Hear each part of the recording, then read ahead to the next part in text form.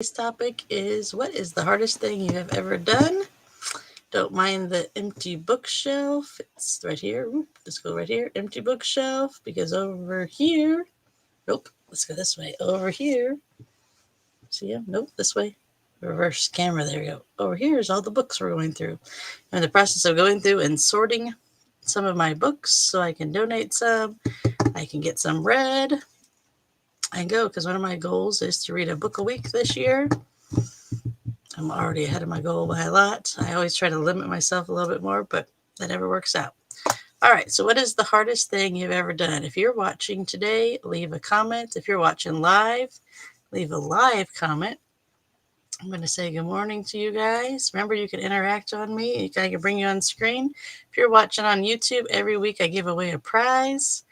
All you have to do is subscribe, share my videos into your social media, and tag me in it. And every week we draw a prize. So there's good morning to you guys. And here's our title. What is the hardest thing you ever did? Look at me, I'm fancy now. All right, I literally have Dusty Dog laying behind me because he knows it's going to be like 4 seconds before I'm in tears, because I'm going to tell you, I ask you the question, what is the hardest thing you've ever done? And I'm going to tell you what the hardest thing I have ever done, because it happened yesterday, a year ago.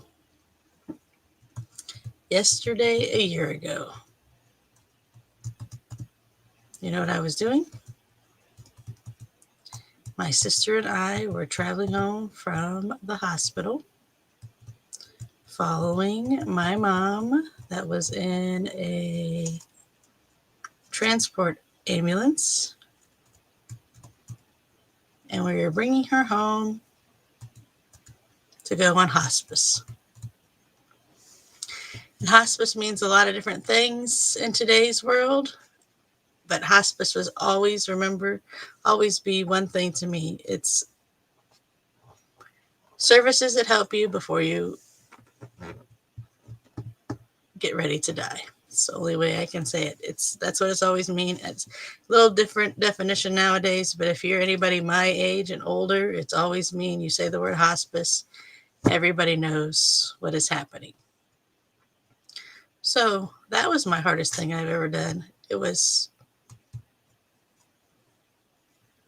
an easy question because I asked my mom, do you want to get back home? And she said, yes, I want to go back home. And my sister and I said, we will get you back home. And I remember her being brought into the house on a stretcher to a hospital bed that had been delivered the night before, and getting her all comfy and cozy and getting her settled.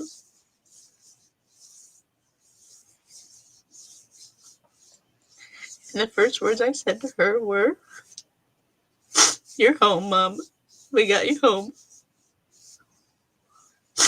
I told you, Dusty Dog is here for a reason. All of my dogs have been good about being my emotional support dog before that was even a thing. Because they know. They know and they feel.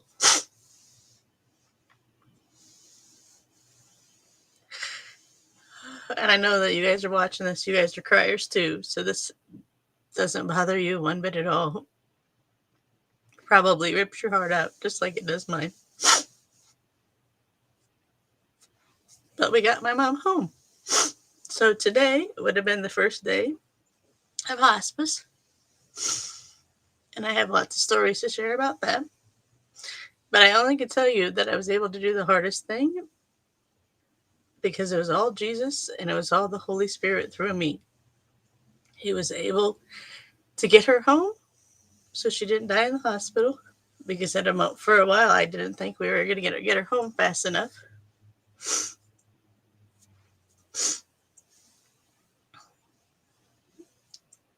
And then I was able to help, through the Holy Spirit, create an environment of people to come and say goodbye to her, people to come share memories, people to come laugh and cry and bring you a meal and bring you a cookie and just give you a hug. because that's what your friends need you when they're at home with their mom or their dad on hospice. They need a great big hug. They need you to bring some food so they don't have to make any more decisions and they can make sure they eat. And they just need you to be there. You don't have to say anything. They just need you to be there. Seeing if there's anything you to do.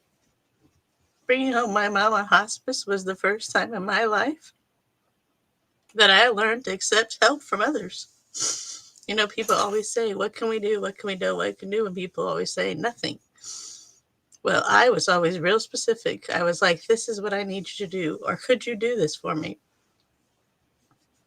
Or people extended help. Like my cousin came down and stayed with me so I didn't have to be by myself at night because my sister would be back at home with her family. So I learned a lesson that I needed to learn how to accept help. And it was all right. And it was all right to be really specific. I have stories of sending one of my friends to go pick up a new toilet seat that I needed from Target pickup. You know, friends got cards for me. Friends cleaned out showers. Friends helped clean up a house. Friends brought food. Friends just sat with me, you know. Friends showed up on that my mom's last day because they needed to be there for that. It was all kinds of things. And it was the first time that I ever accepted help and did the hardest thing in my life. And I've done a mountain of hard things. I can write a whole book on the hard things I've done. And this is the hardest thing I do. And it was also the most beautiful and awful thing at the same time.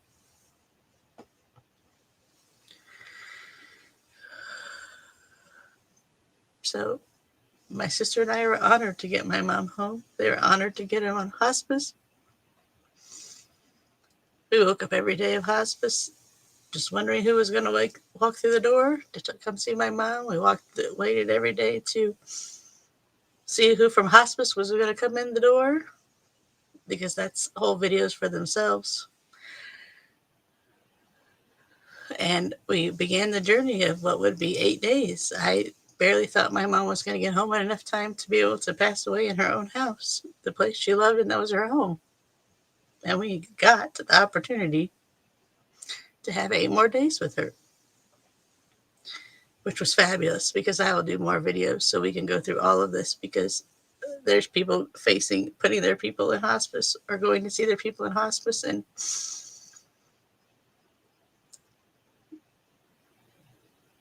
a lot of people have bad experiences with it, but I'm letting you know you can make it beautiful and healing and funny and happy and sad and all the things at the one time. It could be a great time. Our family is great about telling stories. I told my cousin when she was going through something, I was like, just go tell stories. Just go tell our family stories. They're hilarious. People will never believe them. They're so far-fetched, but they're so funny. They'll make you laugh. So I'm done for my rambling for today. It's Tuesday. It's early. If you want to join a community of people that are just like me, that they never know when their next hard thing is going to be, then come join a community of people. We'd love to have you. It's a great place to literally lean on a community. It's the community that I wanted a year ago. It's the community I needed 5 years ago.